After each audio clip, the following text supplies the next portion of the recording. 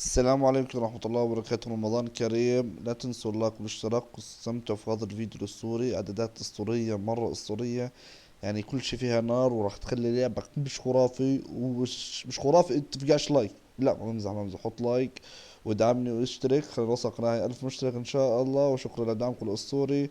وان شاء الله راح نرجع ننزل كل يومين مقطع، واستنونا. رمضان كريم.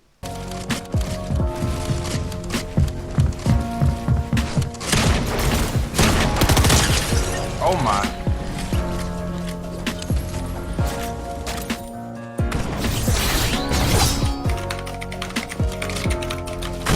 No, I'm just a god clip. I don't even know if that's enough. I didn't think that's enough, but... Uno moment. Oh. You need a clip?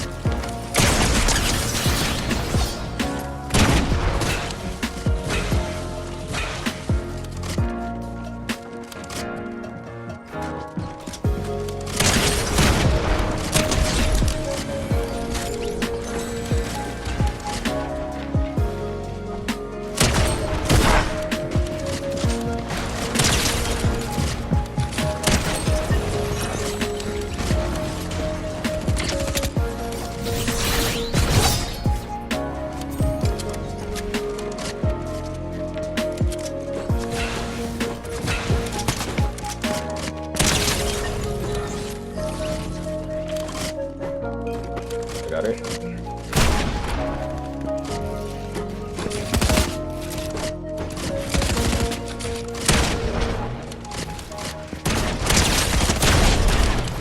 Who was that? Dude, that kid was hard zero.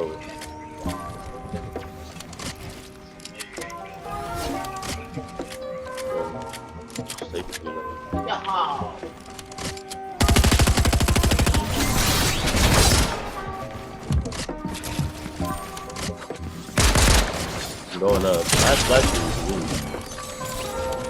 Look at that.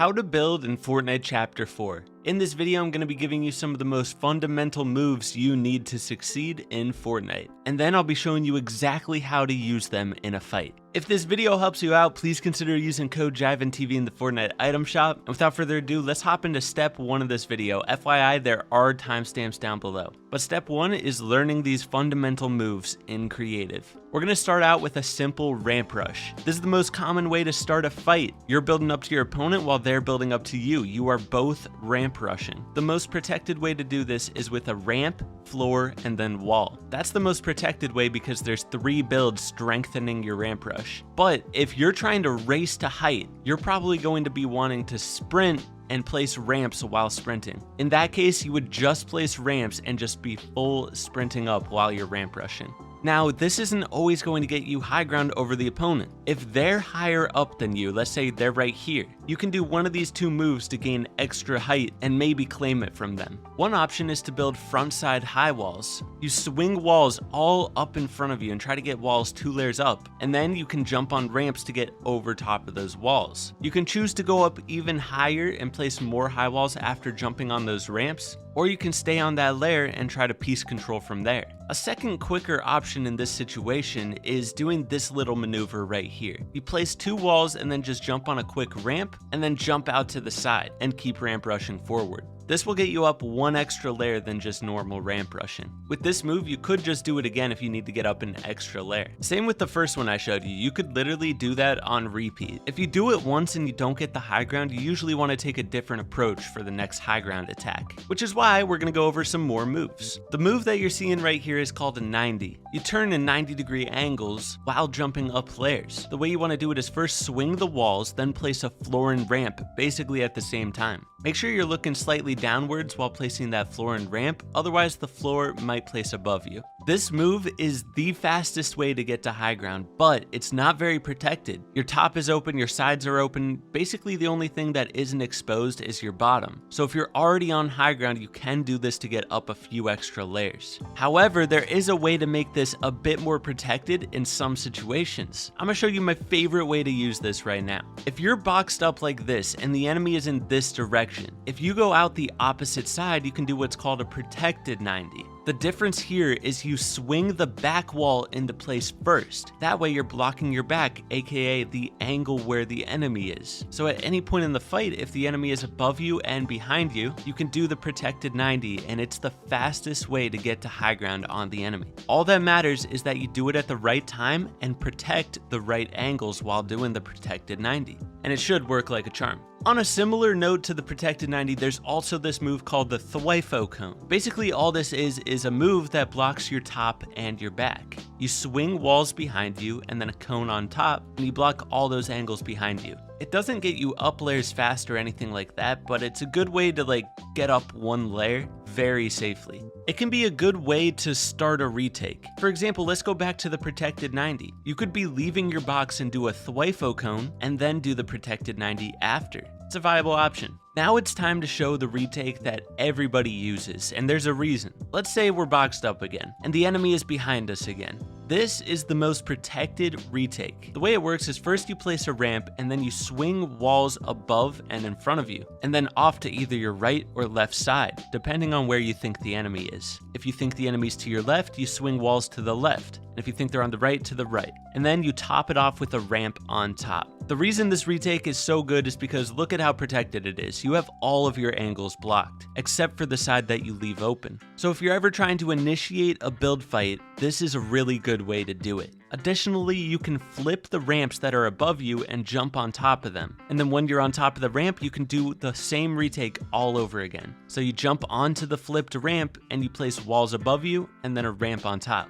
You can do that on repeat, but that's a little bit more advanced. I do have more advanced building tutorials where I talk about stuff like that. Now we're almost through the fundamentals, but this is one of the most important ones. Knowing how to create boxes efficiently. Basically, you want to get the floors placed as soon as possible. So what I do is I place the bottom floor, then I place 2 walls I'll place either the left wall if the enemy is on my left, or the right wall if the enemy is on my right. I place whichever wall is of the most danger. And then I place the floor on top, and then build the rest of the walls. The main point of this is you need to get really fast at building boxes, because if you're too slow, sometimes you might get pumped before you finish building the box. And let's say you're in a mid-game fight, once you complete these boxes, get in the habit of placing a cone in your box if you have enough materials. The next thing you need to get comfortable with is side jumping while placing walls. Let's say you're trying to jump around this cone. Get in the habit of having your wall builds out or placing a wall through the cone before actually jumping around the cone. By doing this, you're able to protect your angles while doing a side jump rather than just side jumping fully exposed. For example, if the enemy is on the upper layer and you have your wall build out, you can block his shot with the wall while you're doing the side jump and getting up close to him. So you're blocking his shot, but also getting that wall piece control on him. And by getting that wall, you can then edit through the wall and take a shot yourself. You can even practice dragging walls up an extra layer. This is called a high wall side jump. Doing this will protect even more angles while you're doing those side jumps. Now we're getting into 3 ways to piece control. First, how to piece control from above. You always want to be looking to get a floor and cone on top of your enemy. Then you edit the right side of your floor and cone, place walls around the enemy, and maybe a cone in their box. You can also place a ramp in their box. What pros do after doing all that is place one more wall in front of them and then set up a window or some kind of right-hand peek with that wall. That's just one extra step of precaution. But you can just hop into creative and practice doing this on repeat until you feel comfortable with it. Then piece controlling from below, when you're piece controlling through the wall, if you hug a window peak, you can place cones above and below the enemy and walls around them. I typically go for a window peak when I'm doing piece control from below like this. And then lastly, piece control on your own layer. What you want to start doing is practice placing cones first and then claim the wall in front of you. So drag cones towards the enemy, place the wall in front of you, and then edit a window peak and place the other walls. Cones place further than any other build, which is why you want to practice placing them first. You can even practice doing a cone tunnel, just like I'm doing on screen right here. If you can get this down, it'll help your piece control tremendously. So those are all the fundamental moves that I recommend learning. Get them all down in creative without any pressure on you, and then you can start practicing it in 1v1s. Once you get it down in 1v1s, then you can start transferring it to arena or pubs, whatever you're going to be playing. It's typically a 3-step process to learning new stuff. Practice in creative with no pressure, practice in 1v1s with pressure, and then practice in actual games. That's how I've got all my skills down over the days. To end this video, I just want to show you exactly how you can use these builds in typical fights. I'll show you a few arena clips after I demonstrate this. Okay, I'm going to show you like the most generic fight situation and how you can use these builds in a fight. Most fights usually start out with ramp rushing, so you're pushing up to the opponent like this. Let's say he has height over you. What you can do is that initial move that I talked about at the start of the video. You can go up like this. But let's say they're up too many layers and you need to get up higher. What you would do in that situation is whip out the front side high walls that I was talking about earlier, just like this, until you have an opportunity to either take height or piece control them. But let's say you get on high ground, what would you do next? You would start looking for some of these floors and cones, try to get a floor and cone over top of the enemy, and then go for some piece control. You got to be watching out for side jumps and stuff like that, but yeah, you just want to try to look for piece control from above, take peek shots. But let's say that they're the ones that get high ground. Usually what I'll do in that situation, let's say that he's like up here on a floor and cone and I'm down here like this. What I usually do is I go for peek shots from below. But when you're taking those peek shots, you're exposed. So right as you take the shot, place a wall afterwards. And I just back up, maybe go for another one. But if you do it too many times, they're going to know and they're going to start going for counter peeks. So that's one way you can approach when the enemy has high ground. But another way you can is by going with this retake that we talked about. Doing this right here, swinging the walls with a ramp. This completely blocks that angle, and then you can go up here and do those protected 90s I showed as well. And then all of a sudden you're on high ground. That's only if you have mats though. If you don't have many mats, then what you need to do is create 1 to 3 boxes. Don't sit in one, make 2 to 3 boxes and play peeks from here. Maybe look for a cone play. If you get the enemy coned, you can go for high ground, peek from above. But yeah, just 2 to 3 boxes, play your peaks, play your mats. You know, if you don't have many mats, you can take this playstyle. So that's typically how a fight goes in Arena. Obviously, every single fight is different, but I'll tell you that's pretty much how I approach every situation in a fight. Let me show you a few fights so that you can understand further. So to start this fight, I am ramp rushing, trying to get over the enemy. Once I'm above him, I start looking to get him coned. It all starts with a fight for high ground, and then whoever gets high ground starts pressuring. I'm a very aggressive player, so I immediately dropped to his wall and started getting up in his face. You can see, instead of a flooring cone, I get a rampant cone over top of him, edit down, place the wall behind him, go for the shot. It is just like I was talking about there. In this next fight, we're kind of feeling the situation, trying to figure out what exactly to do. Eventually, we initiate the fight, we're fighting for high ground, but he gets it this time. So I start looking for that peak shot from below, like I was talking about. I get a big hit with it, and I get the wall in front of him, so then I do the piece control from below that I showed earlier in the video as well. Get him boxed, he flies away, but I kill him out of the air.